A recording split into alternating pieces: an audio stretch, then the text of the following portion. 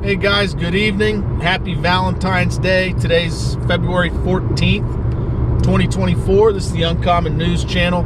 And today we're going to briefly summarize some key points in the news and talk about a little bit of geopolitical forecasting and offer some solutions to problems that we are seeing coming down the pipeline very soon. So today there was an apparent act of sabotage against an Iranian natural gas pipeline.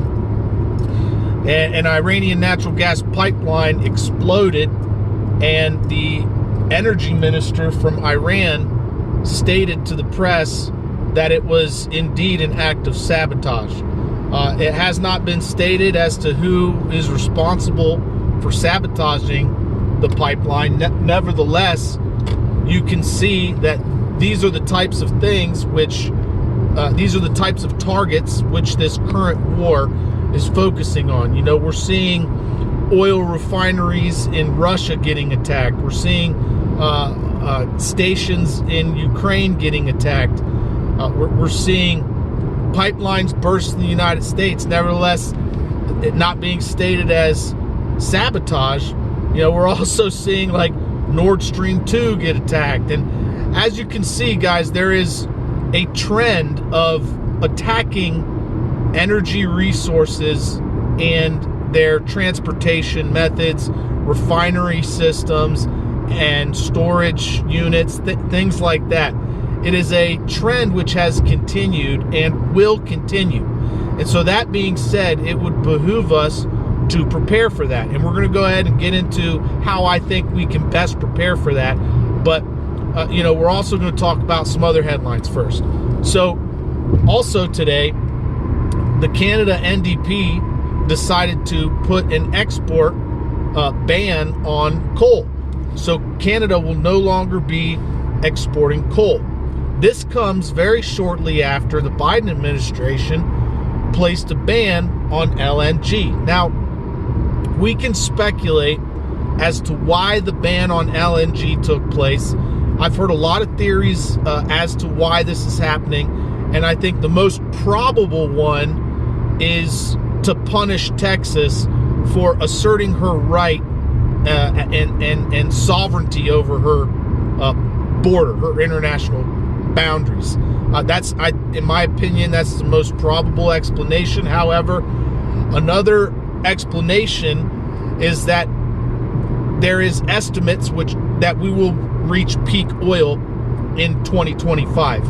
We are just months away from reaching peak oil, and so you're starting to see nations around the world begin to hoard the energy resources that they have and stockpile energy resources from countries which are exporting.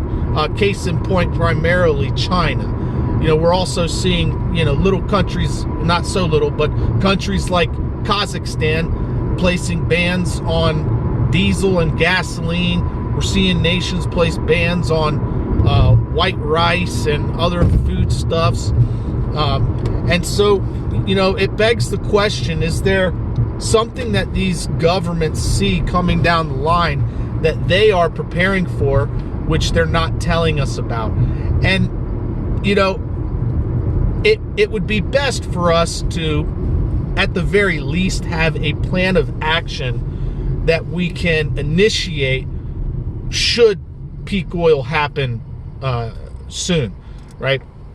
And basically what peak oil is, just to summarize for those of you who may not know, it's a stop in the increase of production of oil. So basically a plateau in oil production, where a point in which oil production cannot be increased anymore. It begins to decrease at that point.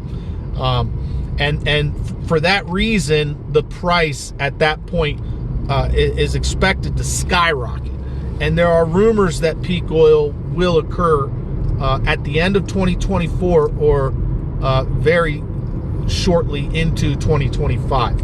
So if that is true, I'm not saying it's true, but if that is true, we need to have, as a prepper community, a good form of alternative energy that we can provide not just for ourselves, but also for our neighbors.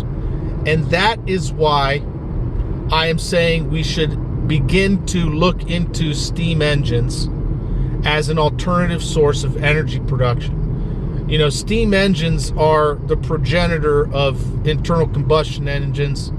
That is the main reason we had our, industry boom in the early 1900s, late 1800s, early 1900s. That's one of the reasons why our Navy was the superior at its beginning, because our Navy had steam engines. And it is still a viable source of energy production. And all you need to be able to do, to be able to produce engine with a steam engine is boil water. So you can boil water with you can boil water with any type of fuel, whether that be animal fat, a piece of paper, coal, wood, alcohol stove, diesel stove, gasoline stove, whatever type of fuel that you have, you can use that to boil water, which then produces steam to turn a little steam engine, which could then be used to spin an alternator from your car, right? You know, if your city or town or whatever runs out of electricity or natural gas or oil or gasoline at the pump, you can't get gasoline at the pump, then what good is your car, right? You might as well salvage the alternator, hook it up to a steam engine, and use it to generate electricity for your house, or maybe even for your whole neighborhood.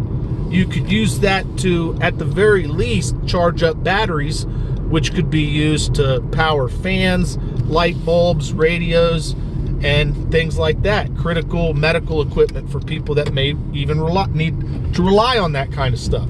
So I am saying that I think steam engines, as old of a technology as it is, I do believe it is still a viable option for us to use in a grid down peak oil type of scenario. So either way, guys, I hope you got something out of this video. I hope you appreciate it. You want to support the channel, best way to do that is to buy me a coffee. Click that thumbs up on your way out. Share the video with your family and friends. Comment. Subscribe if you haven't already done so. Bang the notification bell. And as always, don't forget, help out your neighbors.